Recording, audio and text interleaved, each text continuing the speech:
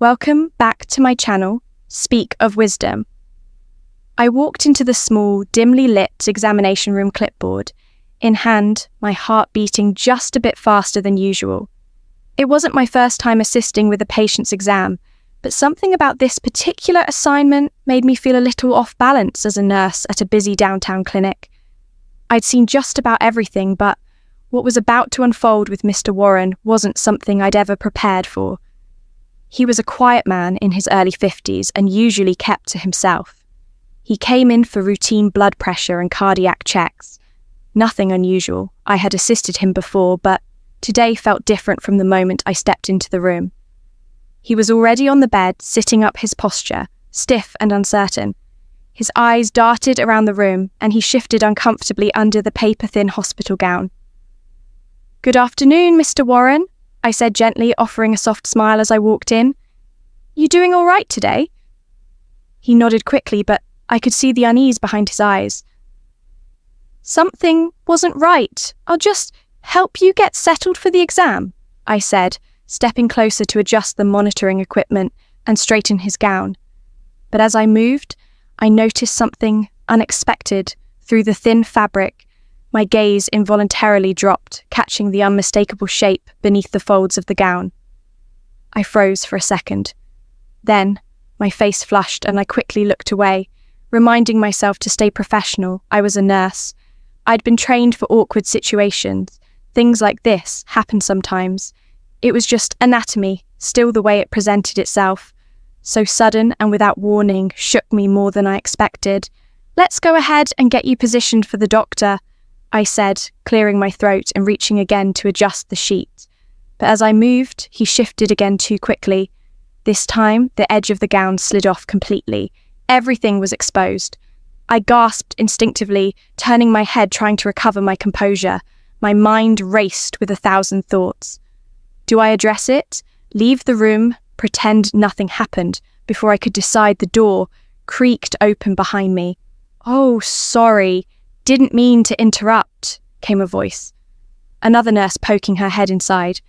She blinked once, clearly sensing something was off, then retreated quickly, pulling the door shut again. I turned back to Mr. Warren, who now looked mortified. He hurriedly tried to cover himself, but I could still feel the tension hanging thick in the air. His face was flushed, and he stared down at his lap, avoiding eye contact. "I'm really sorry about that," he mumbled. I took a breath, trying to regain control. "It's okay. Let's just get you ready for your exam." "All right." As I turned to grab some new linens and supplies, I suddenly felt his hand brush against mine. I froze again. It was light, almost accidental.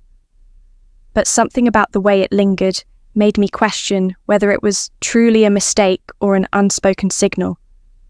My skin prickled, and for a moment, I stood completely still, uncertain how to respond. My professional instinct told me to ignore it, move on, but my gut told me to be careful. Just then, the door opened again.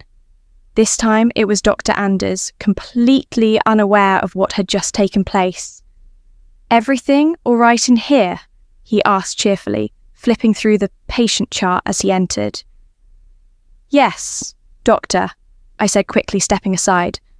"Mr. Warren's ready." I didn't look back. I needed to get out of the room as the doctor began his routine questions. I quietly exited, my pulse still racing. The door clicked shut behind me, but the discomfort remained later that afternoon as I was making my usual rounds and catching up on chart updates. My phone buzzed with a message from the front desk. "Mr. Warren has asked specifically for Nurse Jenna for tomorrow's follow-up." I stared at the message, my stomach twisting. Why me? Had I done something wrong? Was it just because I had seen something I wasn't meant to? Or had something deeper started to take root? The next day came faster than I expected. I found myself standing in front of Mr. Warren's room again, taking a deep breath before knocking. I told myself to stay calm, professional, detached. But when the door opened and our eyes met, the unease returned instantly.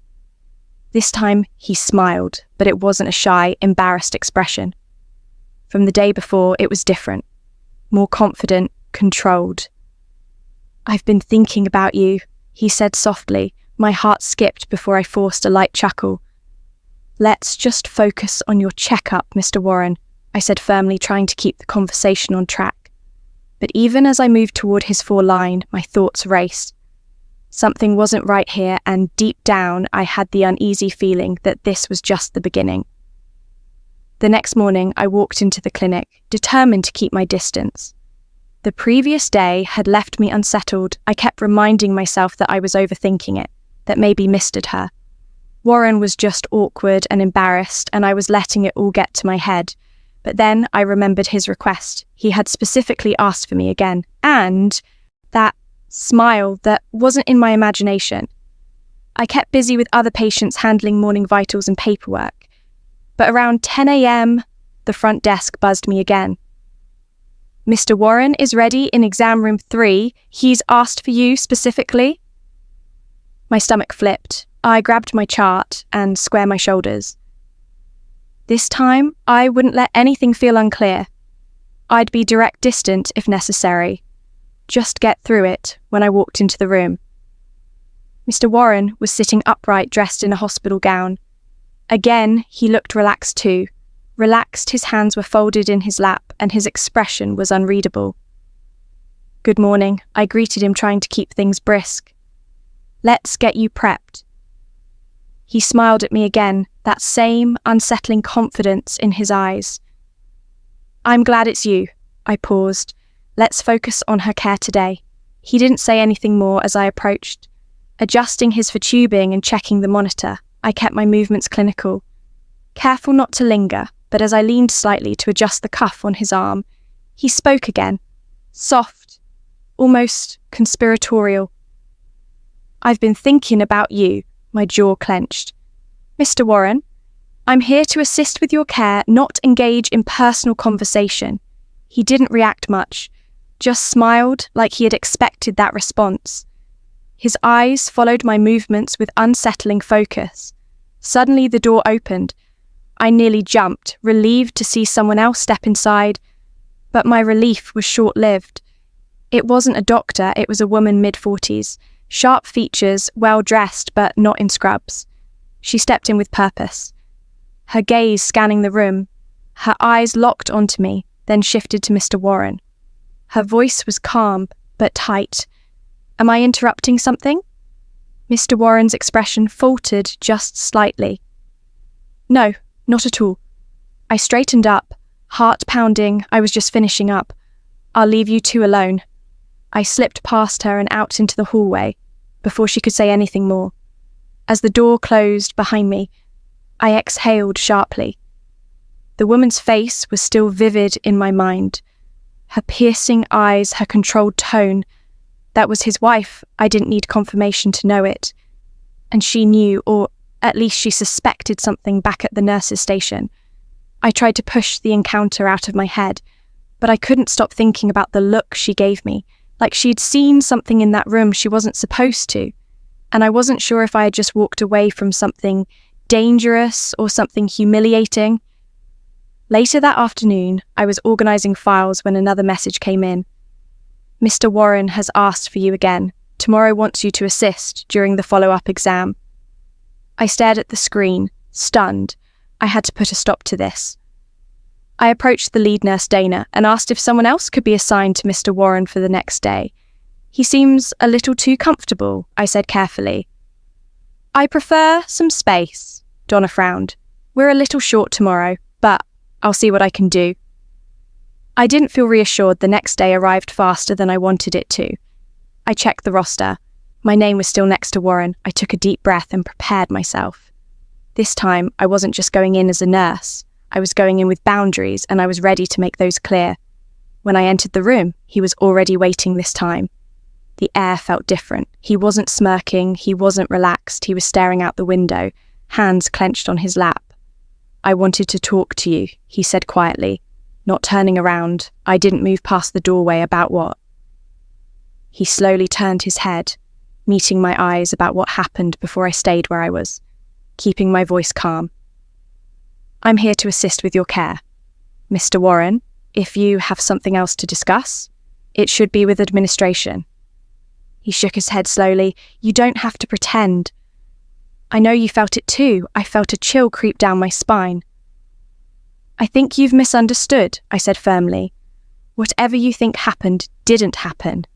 He leaned forward slightly. You didn't walk away the first time. Just then, the door creaked open again. It wasn't the doctor, it was her.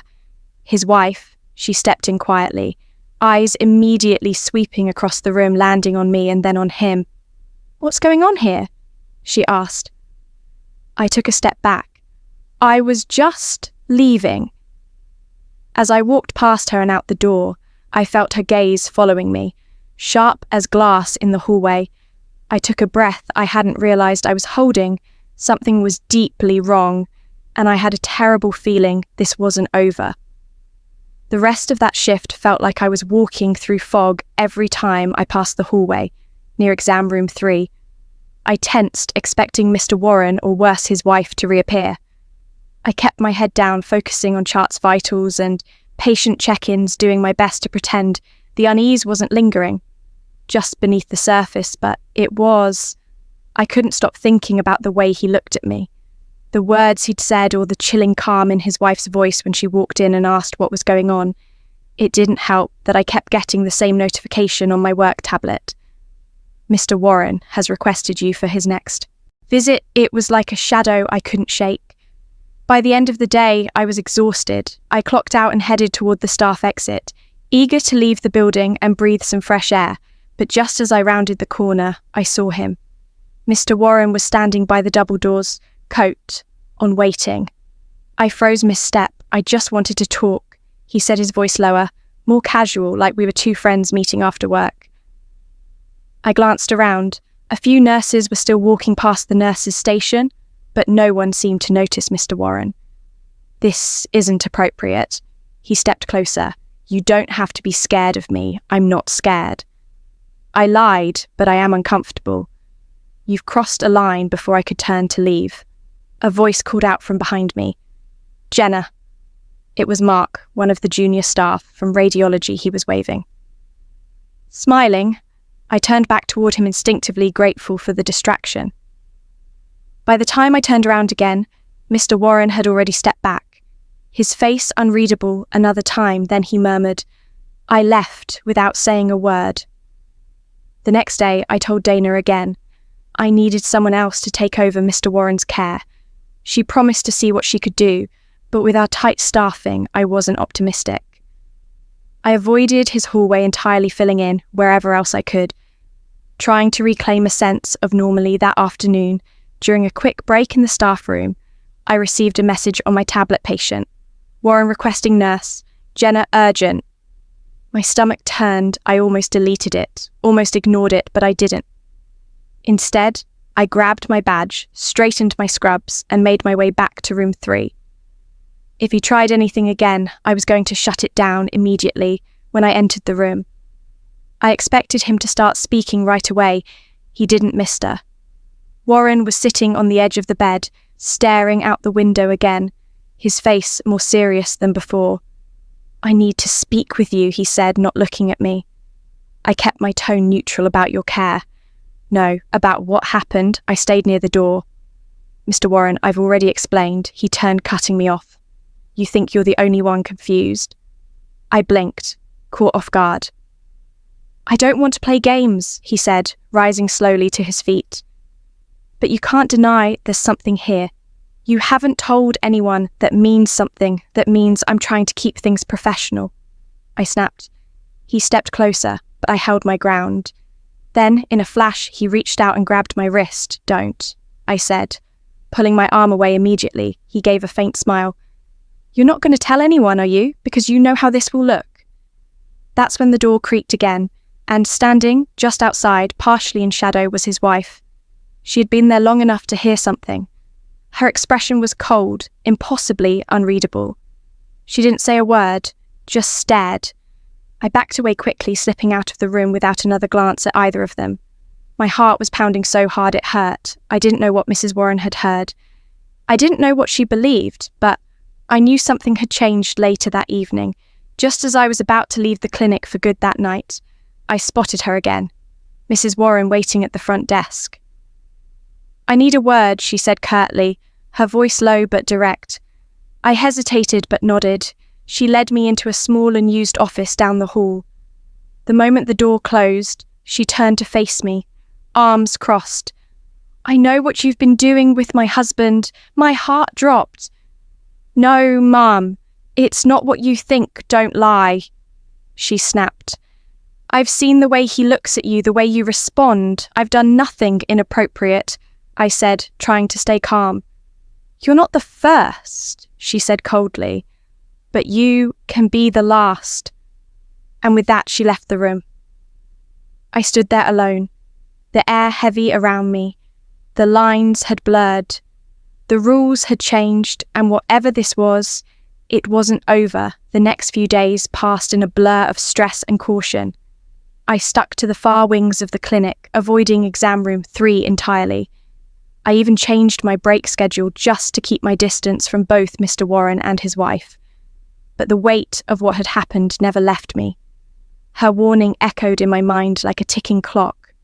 Still nothing prepared me for what came next. It was late in the evening and most of the staff had already left. I was finishing up paperwork by the nurse's station when I noticed Mr. Warren standing near the end of the hall, alone, waiting. My breath caught. He wasn't supposed to be there anymore. His checkups were over, so why was he lingering? I stood up ready to leave through the back exit, but as I turned the corner, he stepped forward. "Jenna," he said, his voice low, almost tired, "I need to talk. I think we've said enough." I replied quickly, trying to move past him, but he blocked my path gently, not aggressively, just enough to force me to listen. "She talked to you, didn't she?" he asked. I nodded, keeping my posture straight. "Yes, she did. And I think it's best that we stop whatever this is before it becomes something worse." But instead of stepping back, he smiled, slow, unsettling. "She doesn't know the half of it." That's when I felt it again. That tension, that danger before I could react. He reached out and grabbed my wrist. "Let go of me," I snapped, yanking myself free. "This is harassment. You're not going to report me," he said calmly, "because you know how this will play out, your word against mine." My mouth opened to respond, but I stopped because, standing behind him just outside the hallway, Shadows was his wife. She had heard everything. The hallway was suddenly cold silent. Mr. Warren froze, realizing what I was seeing over his shoulder. He turned slowly. Mrs. Warren stood, with her arms folded, her face blank, but her eyes, they were sharp. "Calculating is everything. Okay? Here?" she asked, her voice far too calm. I stepped back instinctively. I was just leaving. I made it past both of them without another word and rushed toward the exit, but my heart wouldn't stop pounding. Had she heard enough to confront him? Would she confront me again? I didn't want to find out. I thought that would be the end of it. But as I reached for the door to leave the clinic, I felt a hand on my shoulder.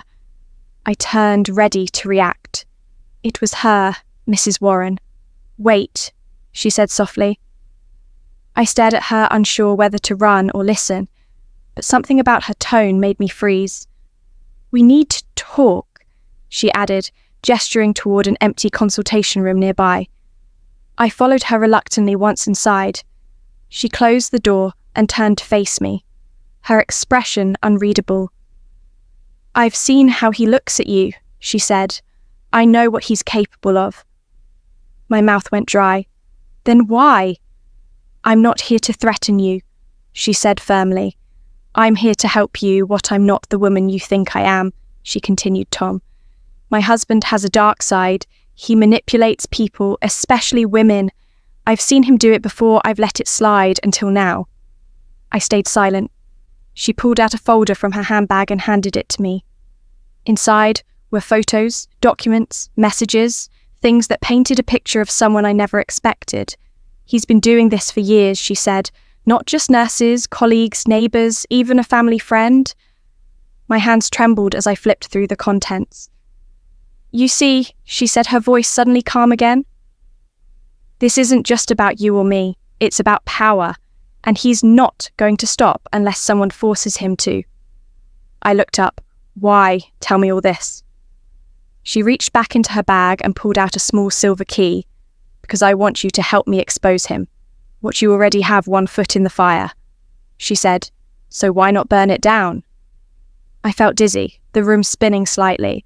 Was she serious? Was this a trap, or was she truly done playing the role of the perfect wife? Before I could answer, she opened the door. "Think about it," she said as she walked out. "But don't take too long. He's already planning his next move." I was left standing there, folder in hand, key in the other, trapped in something deeper and darker than I'd ever imagined. And now I had to decide, walk away, and pretend none of this ever happened, or stay and become part of whatever came next. If you found this video, please share, comment the video, and subscribe to my channel. Speak of wisdom. Thank you for watching this video.